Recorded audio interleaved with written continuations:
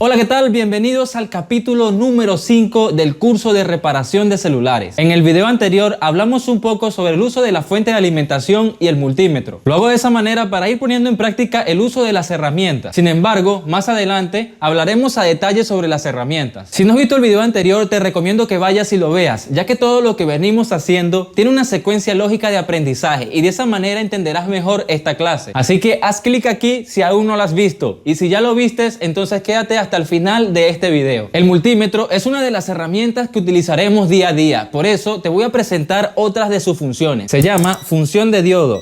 Y esta función lo que hace es arrojar aproximadamente 3 volts por su punta positiva. Más adelante te hablaré a detalle sobre esta función. Por ahora lo que quiero es que si aún no reparas, empieces a practicar lo más pronto posible con los conocimientos básicos de cómo utilizar una herramienta y algunas de sus funciones. Y si estás empezando a reparar, estoy seguro que a lo largo de estos videos encontrarás algún conocimiento que te servirá. Entonces, ya sabemos que la punta positiva nos está dando 3 voltios en función de diodo. Y cuando utilizamos ese voltaje, el multímetro mide las caídas de ese voltaje o las caídas de tensión. Imaginemos que este es un circuito de cualquier placa de celular. Al nosotros inyectar el voltaje de la punta positiva del multímetro en escala de diodo, el voltaje o tensión empezará a moverse por toda la línea, alimentando todos los componentes que se encuentren por medio. Pero en cada componente se quedará una tensión hasta llegar a otro punto de ese camino o pista. Cuando midamos usando la punta negativa del multímetro, nos dará una caída de tensión que nos servirá para saber si la línea se está comunicando o si existe una caída de tensión correcta. Tenemos otra función y es la de microamperes. Cuando medimos amperaje, podemos hablar de miliamperes y microamperes. Son medidas para resumir y no decir, por ejemplo, 0.001 amperes, sino que decimos 1 miliampere. Otra sería decir 0.000.001 amperes. En vez de decir eso, decimos 1 microampere, lo que quiere decir que son medidas para medir cantidades más pequeñas. Cuando vamos a medir amperaje en el multímetro, lo que estamos haciendo es una conexión en serie o un puente, y ese puente es el multímetro, que a través de su pantalla nos va a mostrar valores o medidas. Ya sabiendo qué funciones vamos a utilizar con el multímetro y qué más o menos hace cada una de esas funciones, vamos a diagnosticar un celular que no enciende ni carga. Pero esta vez utilizaremos una herramienta adicional llamada DocTest, la cual nos permite saber cuando un pin de carga está dañado o si se trata de un circuito de carga. Pero lo mejor de todo es que no tenemos la necesidad de desarmar el celular. Utilizaremos como ejemplo un caso real. Acá tengo un Galaxy A20s, el cual no enciende ni carga. Voy a proceder a conectarlo al detector USB para asegurarme de que realmente no está cargando. Como se puede ver, en el detector USB no sucede nada. Voy a intentar encenderlo en modo recovery.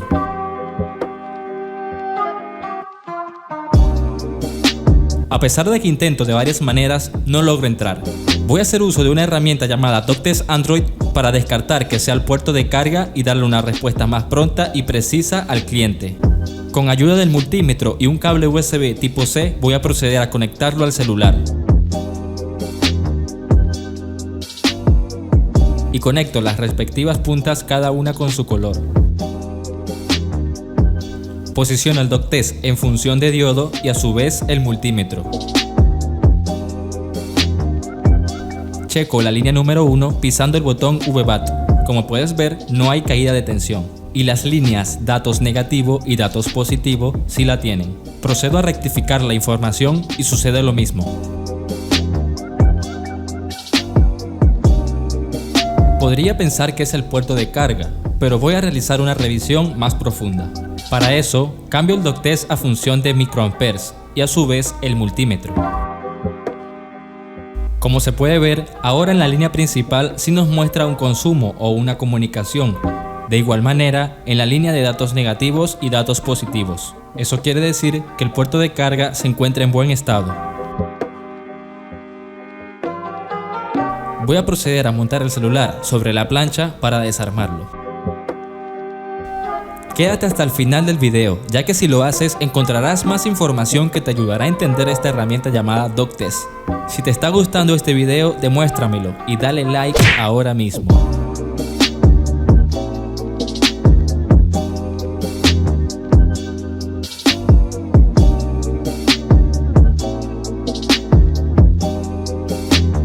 Procedo a medir el voltaje de la batería. Como se puede ver, está muy bajo. Además, que no está llegando el voltaje del cargador. Por esas razones, por más que intentara encender el celular, no lo iba a hacer.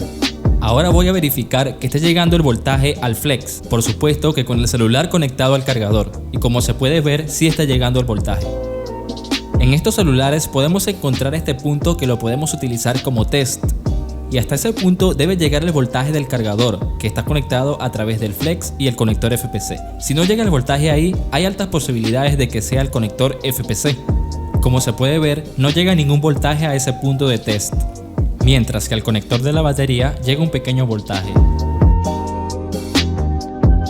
Voy a proceder a sacar la tarjeta principal. Para eso seré muy cuidadoso mientras retiro los periféricos como cámaras, flex, antenas y otras conexiones que puedan estar.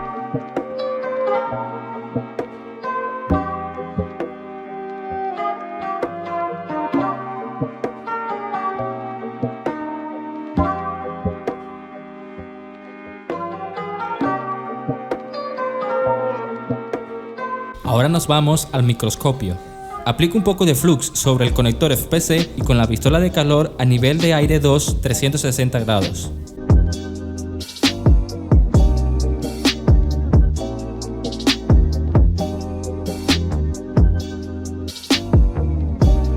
Ahora retiro los residuos del flux con ayuda del alcohol isopropílico y un algodón. Vuelvo a montar la placa en su lugar realizando las respectivas conexiones.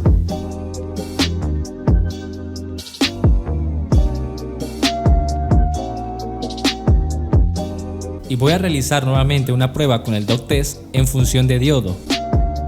Y vemos que al checar la línea número 1 ya tiene una caída de tensión, al igual que las otras. Voy a proceder a cargar el celular en modo recovery. Para eso voy a entrar en modo recovery y lo dejaré cargando durante unos 15 minutos.